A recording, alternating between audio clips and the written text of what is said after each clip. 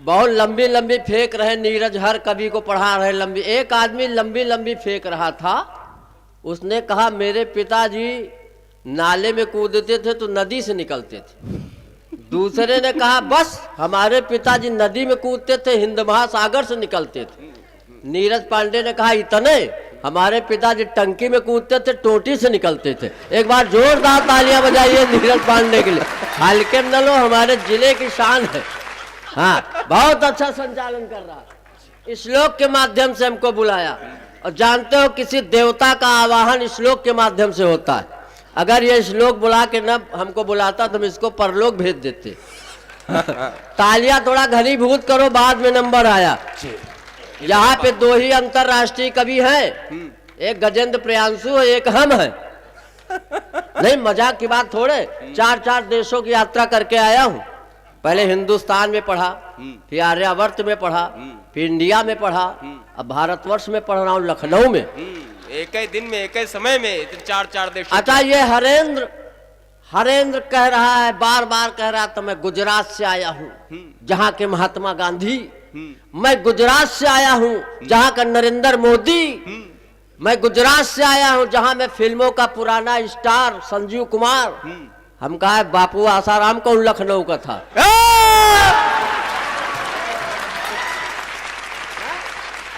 इतनी बड़ाई क्यों कर रहे हो भाई गुजरात की? आनंदीबेन पटेल, अरे क्या गजब के फूल मालाएं झोंक रहे हो। अद्भुत कवि है भाई। चेतराम जी गुरु, बहुत अच्छा। अब 4 पंक्तियां तुम्हारे ऊपर ही चढ़ा रहा हूं। जिसको देखो मास्क लगाए घूम रहा है, जिसको देखो सैनिटाइज, जिसको देखो वैक्सीन। ज्ञानी जी तो मास्क लगा के बोल रहे थे, तो हमने कहा मास्क लगा के काहे माइक में बोल रहे हो? तो बोले आवाज छन के निकलती। देखो हम मास्क उतार दिए और हम कोरोना से नहीं डरते, कोरोना वायरस से बिल्कुल ही नहीं डरते। क्यों नहीं डरते? 4 पंक्तियां झोंक रहा हूं, चेतराम जी बर्दाश्त करो। कि काश मेरा भी रूप सलोना हो जाए। संभालो। काश, बहुत खतरनाक पंक्तियां, होली का माहौल। ठीक से बैठो। काश मेरा भी रूप सलोना हो जाए, किसी की नजरों का जादू टोना हो जाए, और मैं चेतराम की बीबी को गले लगा लूं, भले हमको कोरोना हो जाए। देखो भैया, हम एकदम सीधी बात करते। हमने जो कुछ सीखा है, कविता के तत्व जो भी सीखे, आदरणीय प्लेंकर दादा से सीखे। बिल्कुल। इन्होंने हमारा हाथ पकड़ के, कलम पकड़ के हमको सिखाया। अगर कोई गलती हो जाए तो हमारी न मानो।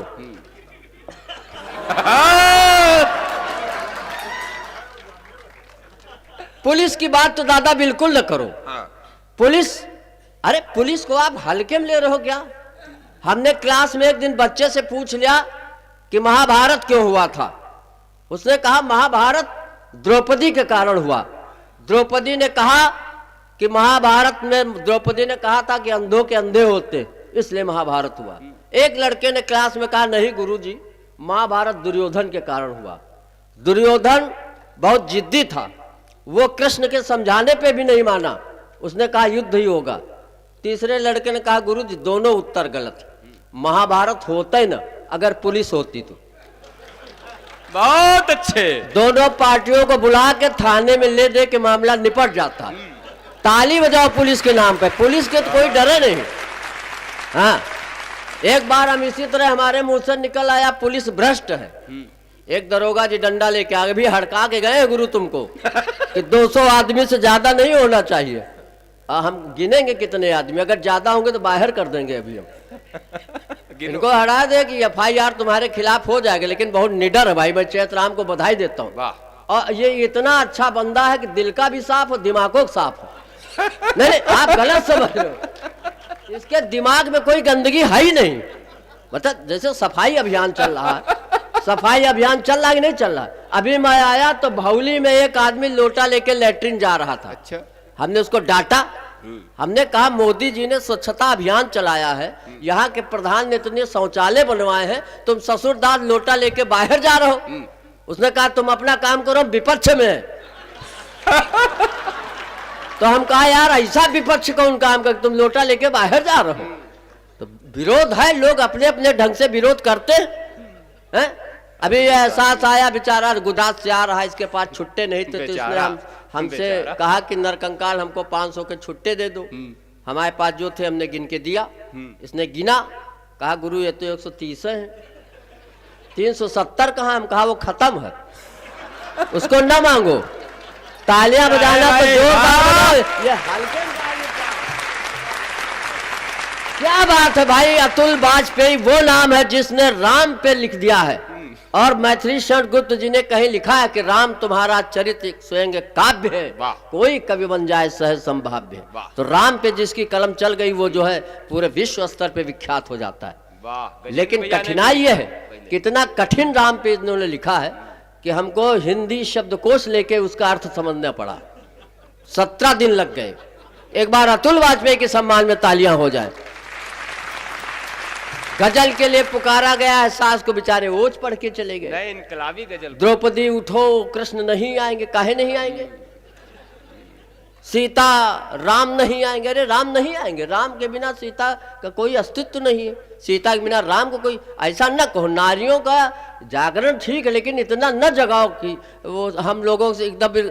हमारी शादी हो रही थी दोबारा, नहीं, शादी जब हमारी पहली बार हुई तो पंडित से हमने पूछा कि ये बताओ पंडित जी, पत्नी को दाएं बैठाएं कि बाएं बैठाएं? उसने कहा अभी चाहे जहां बैठाओ, बाद में खोपड़ी पे बैठेगी। तो नारियों का इतना ज्यादा उत्थान क्यों कर रहे हो? दादा प्रियंकर जी की अध्यक्षता को प्रणाम करता हूँ। अब हाँ बिल्कुल प्रणाम करता हूँ। बड़ी देर लगा दी। जिनकी अध्यक्षता में हम लोग गौरवशाली काव्य पाठ कर रहे हैं जी। अगर लग रहा है तो एक बार तालियां बजाओ। बहुत अच्छा। तालियां बजाते रहोगे तो हमको विद्वता का भ्रम बना रहेगा। अभी तक आप बड़े बड़े कवियों की बड़ी बड़ी रचनाएं सुन रहे थे, अब 2 कौड़ी की कविता सुनो। आजकल 2 कौड़ी की कविताएं मंचों पे चलती हैं। बहुत कठिन लिख दोगे, क्या मतलब? अब नरकंकाल का मतलब क्या समझ रहे हो तुम? तुमसे नरकंकाल से बहुत ज्यादा निरालापन तो दिनकर की उम्मीद करे हो। नहीं, यह है उम्मीद। निराला से लेके जो नरकंकाल तक देश आ गया ना, बहुत ज्यादा कठिन। होली का माहौल, मस्ती का काम करो। चलिए हम कोरोना से शुरू करते हैं। क्यों? कोरोना का माहौल, फिर होली तक आ जाएंगे। अगर 2 कविताएं पढ़ेंगे, अगर पसंद आई तो ठीक, नहीं 10-12 और सुनाऊंगा। बाप रे बाप। राधे श्याम भारती की आत्मा हमारे अंदर घुसी हुई। उठो द्रौपदी वस्त्र संभालो, श्याम नहीं आने वाले। चेतराम जी से मैंने कहा नरकंकाल को बुला लो, राधे श्याम नहीं आने वाले। हाँ सही बात है। आज कार्यक्रम बंगलौर में लगा था, हमारी फ्लाइट छूट गई तो हम कहा चलो लखनऊ ही पढ़ देते, क्या दिक्कत? क्या दिक्कत भाई? नहीं, इतने हल्के में जो ले रहे हो ना आप लोग, बहुत गलत। वकील साहब के रहते हुए इतनी सफाई से आदमी झूठ बोल रहा है, एक बार जोरदार तालियां बजाओ।